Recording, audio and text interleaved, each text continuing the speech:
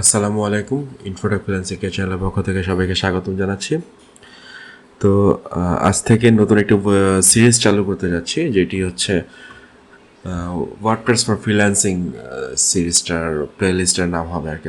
আমার চ্যানেলে আপনারা এই নামে একটি প্লেলিস্ট পাবেন এখন থেকে, যেটাতে আমি রেগুলার ওয়ার্ডপ্রেসের বিভিন্ন ধরনের টাস্ক অথবা ওয়ার্ডপ্রেসের বিভিন্ন ইস্যু, ট্রাভেল শুটিং, এগুলো নিয়ে আমি বিভিন্ন ধরনের ভিডিও তৈরি করবো এবং পাবলিশ করবো। আর সবগুলোই থাকবে হচ্ছে ফ্রিল্যান্সিং কাজের সাথে সম্পর্কিত। ফাইবারে বা মার্কেট প্লেসে ওয়ার্ডপ্রেসের যে কাজগুলো হয়, তো সেই কাজগুলো আসলে ওয়ার্ডপ্রেসে কী ধরনের কাজ হয়, কী কী কাজ ক্লায়েন্টরা চায়, বা কী ধরনের সমস্যার জন্য ক্লায়েন্টরা ওয়ার্ডপ্রেসের মার্কেট প্লেসে ফ্রিল্যান্সার হায়ার করে, তো এই কাজগুলো নিয়ে আমি আসলে এই প্লেলিস্টটা তৈরি করেছি। তো এখন থেকে এই প্লেলিস্টে আপনারা নিয়মিত ভিডিও পাবেন। তো আজকে এখান থেকে শুরু করতে যাচ্ছি, যেটা হচ্ছে আজকে আপনাদের দেখাবো যে জাম্প, যেটা হচ্ছে লোকাল সার্ভার কীভাবে ইনস্টল করতে হয় আপনার ডেস্কটপে। এটা আসলে অনেক ইম্পর্টেন্ট। ক্লায়েন্টের কোনো কাজ যদি আপনি আপনার লোকাল সার্ভারে কোনো সাইট আপনি লাইভ করতে চান, ক্লায়েন্টের সাইটটা লোকাল সার্ভারে ডেভেলপমেন্ট করতে চান, তাহলে আপনি এটা জাম্প অবশ্যই আপনার দরকার হবে। তো আজকে আমি দেখাবো জাম্প কীভাবে আপনি ডাউনলোড করে ইনস্টল করতে পারবেন আপনার উইন্ডোজে। সো আমি আজকে এই টিউটোরিয়ালটা তৈরি করছি। তো জ্যাম্প ডাউনলোড। তো আমার পিসি হচ্ছে উইন্ডোজ 11। তো আপনারা জ্যাম্প বা উইন্ডোজ 11 10 এখানে যেই ভার্সনগুলো আছে, এখানে আসলে এই উইন্ডোজ 8 থেকে 11 পর্যন্ত যে ভার্সন সাপোর্ট করে সেই ভার্সনটা ডাউনলোড করতে পারবেন এখানে। তারপর হচ্ছে আপনার এখানে খেয়াল রাখতে হবে, এখানে ম্যাকের জন্য আছে, লিনাক্সের জন্য আছে। তো আমরা যেহেতু উইন্ডোজের জন্য ডাউনলোড করবো, আমার পিসি হচ্ছে উইন্ডোজ 11 আর 64 বিট। সো আমি এখানে আরেকটা এখানে পেয়েছি, ভার্সনও দেওয়া আছে তার 8.1 8.2। তো আমি আসলে এইটি ডাউনলোড করব। তো আমি এটি 64 বিট, আমার উইন্ডোজ পিসি 64 বিটের। সো আমি 64 বিট ডাউনলোড করব। তো এটাতে ক্লিক করলে অটোমেটিকই আপনার ডাউনলোড প্রসেসটা স্টার্ট হয়ে যাবে। এখন ডাউনলোড হবে। তো ডাউনলোড হলে ডাউনলোডটা আমরা পরবর্তী ইনস্টল করব। তো আমি আপাতত এটা স্কিপ রাখতেছি যাতে সময়টা দ্রুত পাস করে। তো আমি একটু পজ করে রাখছি। তো আমাদের ইনস্টলার ফাইলটা ডাউনলোড হয়ে গেছে। তো আমরা ফাইলটা ওপেন করবো এখন।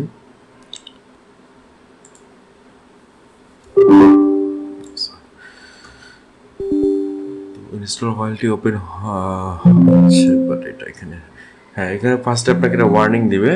এটা আপনাকে অ্যালাউ করে নিতে হবে। অ্যালাউ করার পর জাস্ট আপনার সেট আপ ইউজার ইন্টারফেসটা চলে আসছে।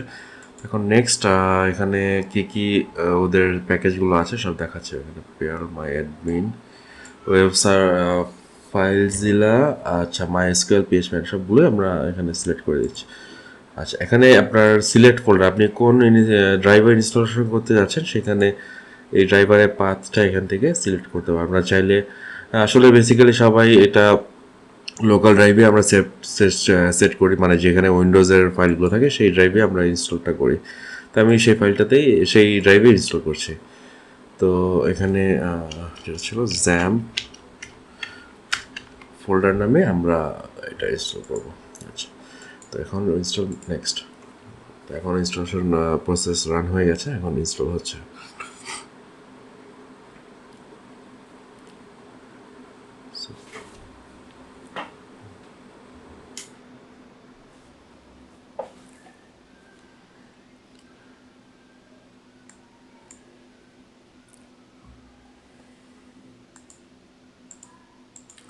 তো আমাদের ইনস্টলেশনটা হয়ে গেছে। তো অটোমেটিকলি দেখাচ্ছে যে do you want to start the control panel now.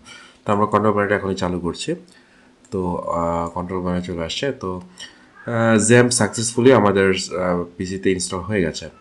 তো এখানে কিছু কন্ট্রোল আছে, যেমন হচ্ছে এখানে সার্ভার আছে অ্যাপাচি, মাইএসকিউএল, ফাইলজিলা, মার্কারি, টমক্যাট। তো আমরা যদি অ্যাপাচিটা স্টার্ট করে দিই আর মাইএসকিউএল ডাটাবেসটা স্টার্ট করে দিই, করে আমরা এখন আমাদের ওদের যে ইন্টারফেস, আমাদের লোকাল সার্ভারের যেই ইউআরএলটা, এখানে লগ ইন করি আমরা। এই যে আমাদের লোকাল হোস্ট চলে আসছে ড্যাশবোর্ড। তো এখন এখানে হচ্ছে এটা হচ্ছে আমাদের লোকাল হোস্ট জ্যাপ। এখন যদি আমরা এটা স্টপ করে দিই এটা কিন্তু চলে যাবে, থাকবে না। লোকাল হোস্ট চালু করতে হলে আপনার জ্যাম্প যখন ইনস্টল হয়ে গেছে, যখন আপনার লোকাল হোস্টে লগইনে যেতে হবে তখন আপনাকে অবশ্যই জ্যাম্পের অ্যাপাচি আর মাইস্কুয়েল স্টার্ট করে দিতে হবে। তো এখন যদি আপনি এখানে ফাইলগুলো এক্সপ্লোর করতে চান, সেখানে ফাইল এক্সপ্লোরের অপশন আছে। তো এখন আমি জ্যাম্পের ফোল্ডারে গেলাম, এখান থেকে এই যে এক্সপ্লোরার। তো এখানে আমরা কিছু ফাইলগুলো দেখে নিই কী কী ফাইল ছিল এখানে। আমরা যে ড্যাশবোর্ডটি দেখতে পাচ্ছি এখানে, এই ড্যাশবোর্ডটি আসলে